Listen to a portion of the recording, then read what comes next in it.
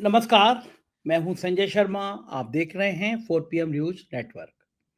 जिस समय देश में किसान सड़कों पर है, परेशान है अपने फसलों के एमएसपी मूल्य को लेकर, अपनी परेशानियों को लेकर, जिस समय पुलिस गोली चला रही है, जिस समय पुलिस की गोली से किसान मर जा रहा है, जिस समय 10,000 वैकेंसी निकल रही है और उत्तर प्रदेश में 70-80 लाख स्टूडेंट पेपर देने आ जा रहा है, बेरोजगार पेपर देने आ जा रहा है और फिर पेपर लीक हो जा रहा है, परीक्षाएं कैंसिल की जा रही हैं। देश के मध्यम वर्ग दबा जा रहा है महंगाई के बोझ से। उस समय हमारे मुखिया आदरणीय प्रधानमंत्री जी समुद्र की तलहटी में गोता लगा रहे हैं मोर का पंख लेके और कह रहे हैं कि वो इन भगवान के दर्शन कर रहा है समुद्र में। कभी वो एक समुद्र तट पे कुर्सी पे बेंच पे बैठे दिखाई देते हैं, कभी डिस्कवरी चैनल में वो जहाज के नीचे काम कर रहे होते हैं, कभी वो बहुत सारे कपड़े बदल बदल के अलग जगह पूजा अर्चना कर रहे हो रहे हैं। मैं सही बता रहा हूं, मैंने इतना मंत्र मुग्ध प्रधानमंत्री आज तक नहीं देखा। आत्म केंद्रित प्रधानमंत्री आज तक नहीं देखा, जिसे आपकी तकलीफों से कोई लेना देना नहीं। और अब चुनाव पास में आ रहे हैं, जो आज उन्होंने किया, जिस तरह से समुद्र की शूटिंग कराई, उससे मुझे लग रहा है प्रधानमंत्री परेशान है, कुछ विचलित हो गए। और विचलित होने वाली समस्या का एक बड़ा राज्य उत्तर प्रदेश है। उत्तर प्रदेश में भारतीय जनता पार्टी के सारे समीकरण फेल होते हुए नजर आ रहे हैं। जो गठजोड़ बनाने की कोशिश कर रहे थे, उनको लग रहा था, यकीन था कि जिस तरह से समाजवादी पार्टी और कांग्रेस के बीच लड़ाई चल रही है, एक दूसरे पे आरोप प्रत्यारोप कर रहे हैं, तो ये गठबंधन होगा नहीं। भारतीय जनता पार्टी बड़ी खुश थी इस बात से, गठबंधन होगा नहीं। लेकिन गठबंधन हुआ और आगरा में जो शो हुआ, जो राहुल गांधी की और अखिलेश यादव की बॉडी लैंग्वेज दिखाई दी, एक दूसरे के साथ केमिस्ट्री नजर आई, उसने परेशान कर दिया। उसने साहब को समझा दिया कि भारतीय जनता पार्टी के लिए इस बार उत्तर प्रदेश आसान नहीं है।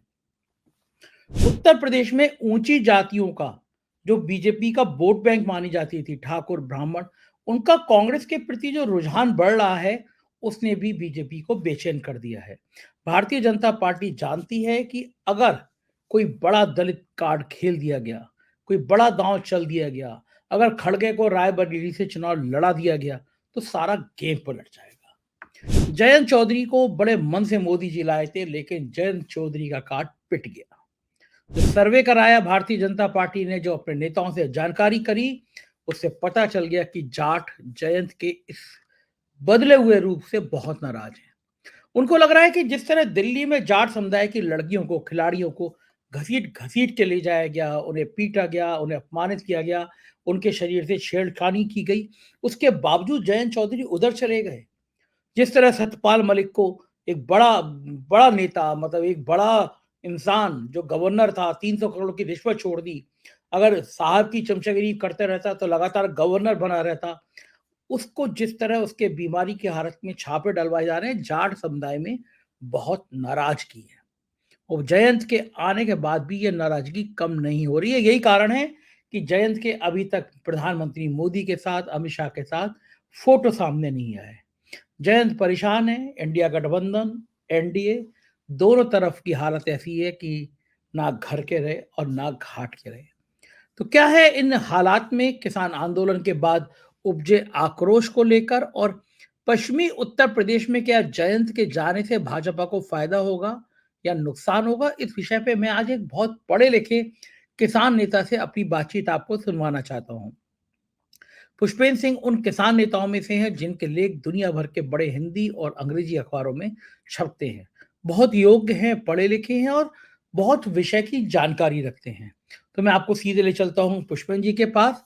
रिक्वेस्ट है, चैनल को सब्सक्राइब करिएगा, ज्वाइन करिएगा, पूरा इंटरव्यू सुन के मुझे बताइएगा जरूर अपनी राय से कि आपको ये बातचीत कैसे लगी। चलते हैं पुष्पेंद्र जी के पास। स्वागत है पुष्पेंद्र जी आपका 4 PM न्यूज नेटवर्क में। मैंने आपको कष्ट इसलिए दिया कि आप एक ऐसे पढ़े लिखे किसान नेता हैं धन्यवाद। जिनको दुनिया पढ़ती है।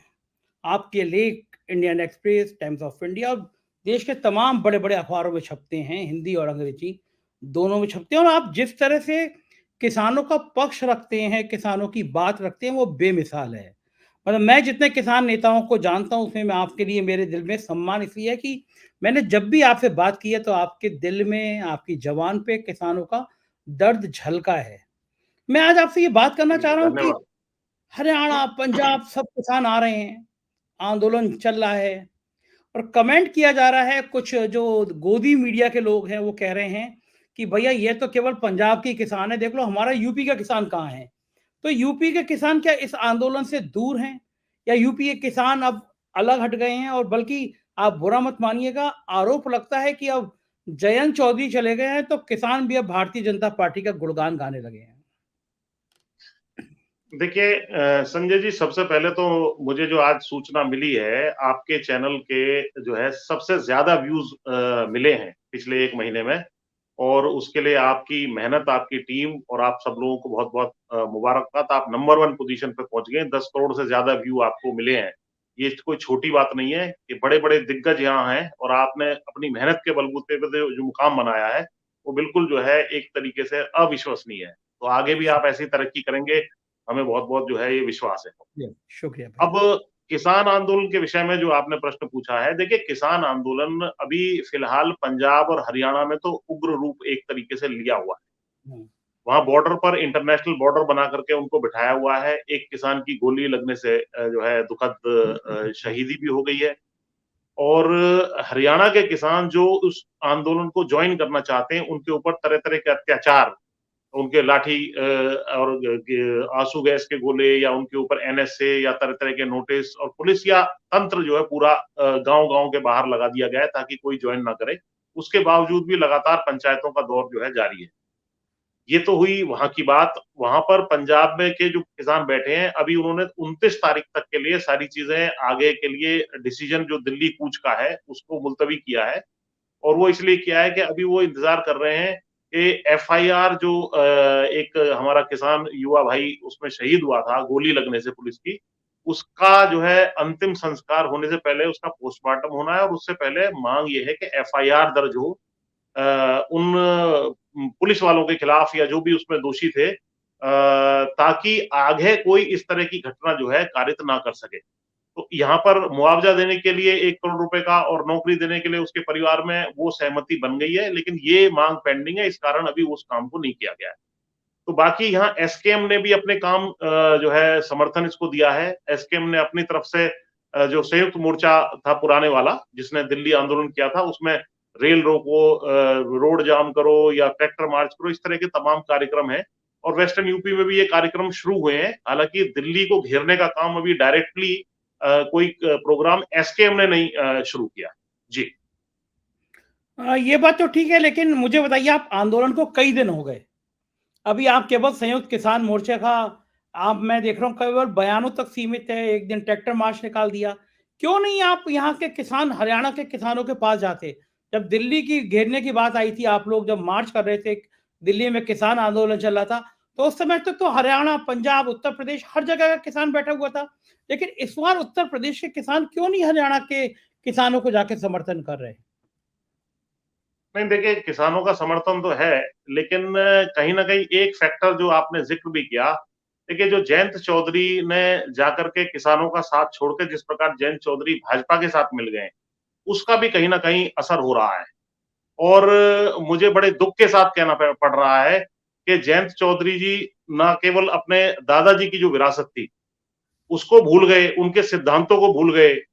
और ये समझिए कि भाजपा ने या मोदी सरकार ने उनको भारत रत्न अवश्य दिया है, उसके लिए हम उनका धन्यवाद भी करते हैं। लेकिन कौन सा किसान है इस देश का जिसके लिए चौधरी चरण सिंह जी भारत रत्न नहीं थे? भारत रत्न उनको उन्होंने दे दिया था, तो आपने उनका धन्यवाद करना चाहिए था केवल। उसके आगे बढ़ के आपने जो है यहाँ गठबंधन तोड़ के जिस प्रकार वहां गए हैं, ये चीज जो है देश का किसान बिल्कुल भी बर्दाश्त करने वाला नहीं है। और जयंत चौधरी जी का भी व्यक्तिगत भी जहां तक सवाल है, भाई ये 2014 में चौधरी अजीत सिंह जी को, इनके जो पिताजी हैं थे, और ये खुद इनको मथुरा से और बागपत से भाजपा ने हराया। उसके बाद इनको दोबारा 2019 के चुनाव में हराया, और 2019 के चुनाव में तो बहुत कम वोटों से इनको हराया। उस हार को भूल करके आप जो है फिर भाजपा में चले गए। बीच में जो जाट आरक्षण था, जाट आरक्षण का जब खारिज हुआ था 2015 में, उसके बाद जाट आरक्षण देने का वायदा इन्होंने किया था, उसके बारे में बहुत बड़ा आंदोलन जो है हरियाणा में हुआ, जिसमें 2 दर्जन से ज्यादा जाटों के जो युवा हैं वो सीधे पुलिस की गोली से और सिक्योरिटी फोर्सेस की गोली से शहीद हुए। आप जो उसको भूल करके भाजपा की इतनी बड़ी जो है ज्यादती को भूल करके सीधा भाजपा के साथ या एनडीए के साथ जाने का आपने मन बना लिया। उसके अलावा हाथरस कांड आप भूल गए, जिसमें आपको खुद जो है लाठियां झेलनी पड़ी। जैन जी के ऊपर जो है लाठियों की बौछार हुई, सारे सोशल मीडिया में वायरल है, उसको आप भूल गए। आप पहलवान आंदोलन में जिस प्रकार से बेटियों को कुचला गया और क्या दुर्व्यवहार हुआ और सड़कों पे घसीटा गया, उसको भूल करके आप जो है भाजपा की गोद में जाकर के बैठने का आपने निर्णय ले लिया। पिछले किसान आंदोलन की अब मैं बात करूं, पिछले किसान आंदोलन में यहाँ दिल्ली के चारों तरफ बैठे बैठे 700 से ज्यादा किसान भाई हमारे शहीद हो गए। उसके बावजूद आपने निर्णय ले लिया कि आप जाकर के भाजपा की गोदी में बैठेंगे। किस आधार पे आपने ये निर्णय लिया? अभी जो उसके बाद जो चुनाव 2022 के हुए, आपका तो एक एमएलए था, वो भी चपरौली वाला भाग गया था। ये सारे के सारे 8-9 एमएलए आपके किसके बलबूते पे आए? केवल किसान आंदोलन की बदौलत आपको वो एमएलए मिले। आज आप उन एमएलए का सौदा जो है वहां जाकर के कर रहे हैं। आपने आज आपकी फोटो वायरल है। आपने सेठ जी के हाथ में, संजय सेठ के हाथ में जैसे बैल को बेच देते हैं जाकर के उनको एमएलए को बेचने का काम कर दिया। और उसके बाद अभी जो किसान आंदोलन चल रहा है उसमें सीधा गोली से प्रहार किया जा रहा है, ड्रोन से आंसू गैस छोड़े जा रहे हैं। ये सारी चीजों आपकी आंख पे सत्ता की ऐसी पट्टी बंध गई, मुझे बड़े अफसोस के साथ कहना पड़ रहा है और मैं तो आपका बहुत सम्मान करता था, लेकिन आपने साबित कर दिया कि आप ये जो चौधरी चरण सिंह की विरासत है, आपको उसको बेचने का कोई अधिकार नहीं है। उसको उसका सौदा करने का आपको कोई अधिकार नहीं है और ना ही वो विरासत आपकी व्यक्तिगत विरासत है। किसी परिवार में पैदा होने से उसकी विरासत के आप मालिक नहीं बन जाते। उसकी विरासत का मालिक वो होगा जो चौधरी चरण सिंह के विचारों पर चलने का काम करेगा। चौधरी चरण सिंह को आप बता रहे हैं कि जो है मोदी के अंदर चौधरी चरण सिंह का अक्स दिखाई देता है आपको। इससे इससे जो है मतलब बड़ा दुख सारे किसान समाज को हुआ है। आप क्या जवाब देंगे? आप हरियाणा के किसानों को क्या जवाब देंगे? आप जो पंजाब के किसानों को क्या जवाब देंगे? राजस्थान में संघर्ष हो रहा है उसके उन किसानों को क्या जवाब देंगे? अरे भाई पश्चिम यूपी में भी जो है तमाम किसान जो और विशेषकर मुसलमान वर्ग ने आपको वोट देकर के आपके 9 एमएलए जिताए थे। जिस गठबंधन में आप थे, आपके 9 एमएलए थे, क्या आप राज्यसभा जा सकते थे अपने बलबूते पर? आपको राज्यसभा अगर उस गठबंधन वालों ने भेजा, आप 2 मिनट में सारे एहसान को भूल करके और उछल के पता नहीं क्या आपके दिमाग में बात आई, आपको कौन सा मंत्रालय दिया जाएगा या कौन सी आपको ऐसी चीज दे दी जाएगी जिसकी वजह से आप वहां जो है चले गए। मैंने जीवन में इनको जो है पब्लिकली कभी क्रिटिसाइज नहीं किया, लेकिन मैं आहत हूं इस चीज से। आपकी कोठी आप भूल गए किस तरीके से आप जब 2014 में चुनाव हार गए तो आपकी कोठी खाली कराने का काम कर दिया गया था, आपके सामान को बाहर फेंक दिया गया था। उस वक्त हमने जाकर के वहां गिरफ्तारियां दी थी। मंदिर मार्ग थाने में हम लोग बैठे रहे थे वहां शाम तक डिटेन होकर के, हमने लाठी खाई थी उस दिन। और आप सारी चीजों को भूल करके जो है जाकर के भाजपा की गोदी में बैठ गए। ये जो अदला बदली है, इस चीज को ना तो किसान पसंद करता है और ना जिस वर्ग से आप जाते हैं जाट पसंद करता है। और आपको जो है चुनाव में और जनता के बीच में इन चीजों का सबका जवाब देना पड़ेगा। पुष्पन जी, एक कहावत है, जो अगर मैं थोड़ा सा अगर कहीं गलत कर रहा हूं तो आप ठीक कर दीजिएगा। झुका हुआ जाट और टूटी हुई खाट, ये किसी को पसंद नहीं आती। यही कहावत है ना? कहावत मैं सही बोला ना? बिल्कुल। तो देखिए ये झुका झुका हुआ हुआ, जाट, हाँ झुका हुआ हाँ जी जाट टूटी हुई खाट, यहाँ हाँ, तो ये लग रहा है कि लेटा हुआ जाट है।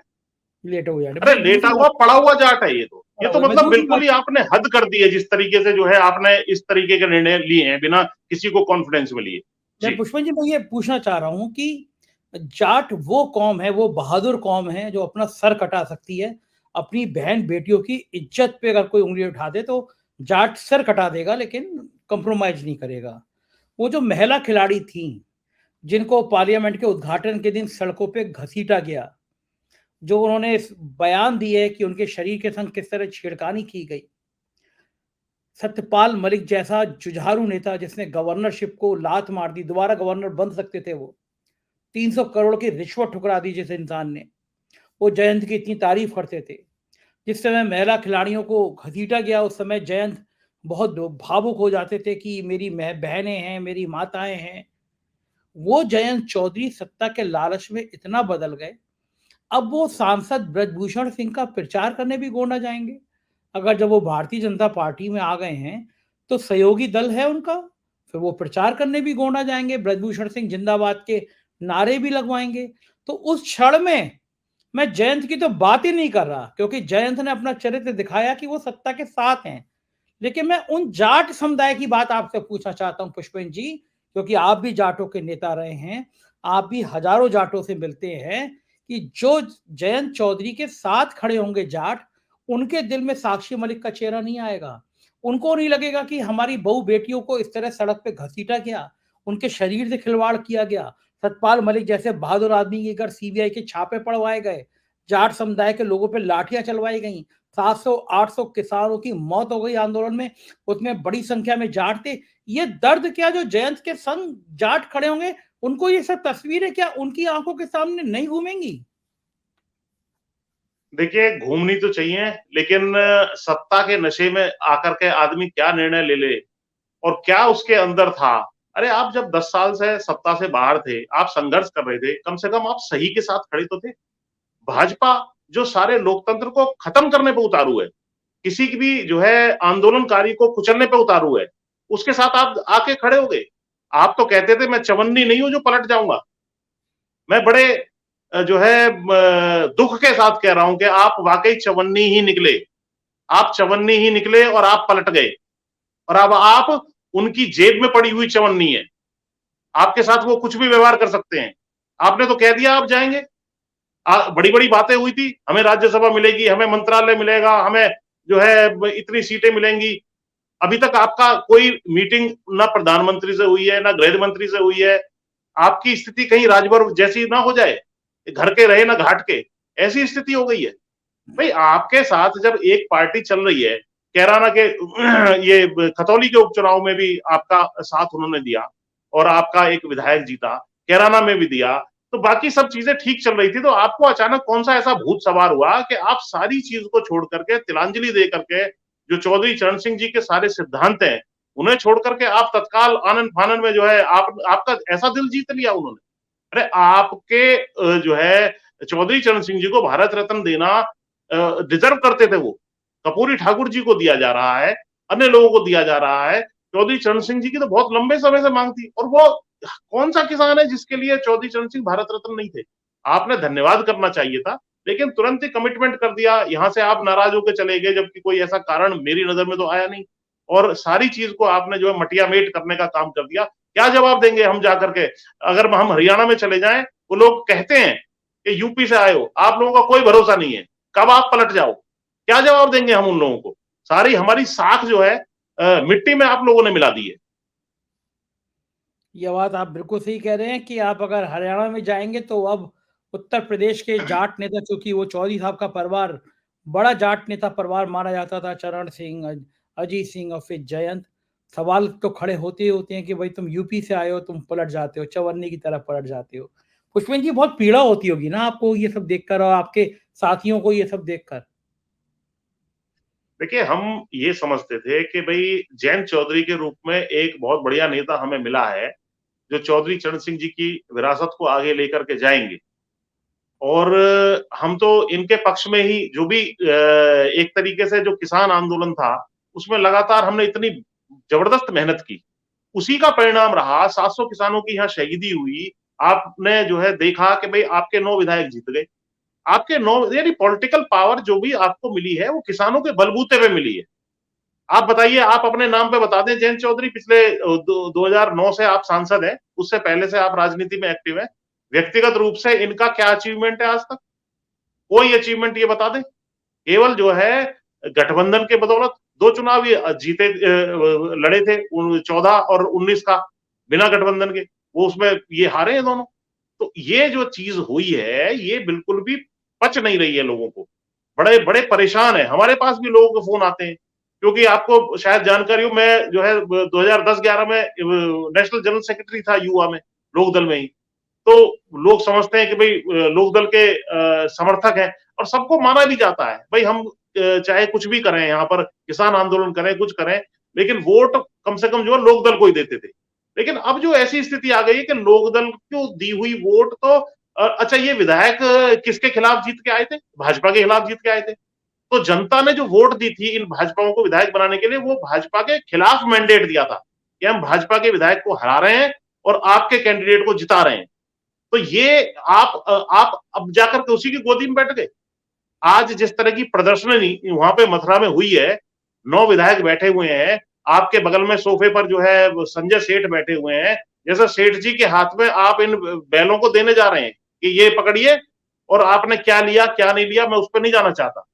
लेकिन इस तरह की चीजें लोकतंत्र के लिए ठीक नहीं है।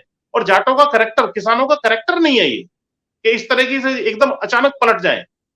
तो ये चीज बिल्कुल भी पचाने लायक नहीं है और इसका भारी विरोध हो रहा है और हम भी इसका विरोध करेंगे। अच्छा, ये बताइए पुष्पेन जी, इसके पॉलिटिकल अर्थ क्या निकलते हैं? जो पश्चिमी उत्तर प्रदेश की सीटें हैं, मेरठ, मुजफ्फरनगर, इन जगह पे या बाकी सीटें जो हैं, इन जगह पे जयंत के जाने के बाद क्या इंडिया गठबंधन को नुकसान होगा, एनडीए को बहुत फायदा हो जाएगा, या फिर ऐसा नहीं होगा? क्या क्या है मतलब है, मुझे बताएंगे? खासतौर से मुजफ्फरनगर और मेरठ सीट और ज्यादा खास कर बताइएगा कि क्या अर्थ आएंगे, एक एक करके सीट बताइए मुझे। देखिए, मुख्य रूप से जो चर्चा है मार्केट में वो ये है कि भाई इनको एक बागपत की और बिजनौर की सीट दी जाएगी। बाकी सीटों पे तो इनका खुद का सिंबल होगा ही नहीं, भाजपा का सिंबल होगा।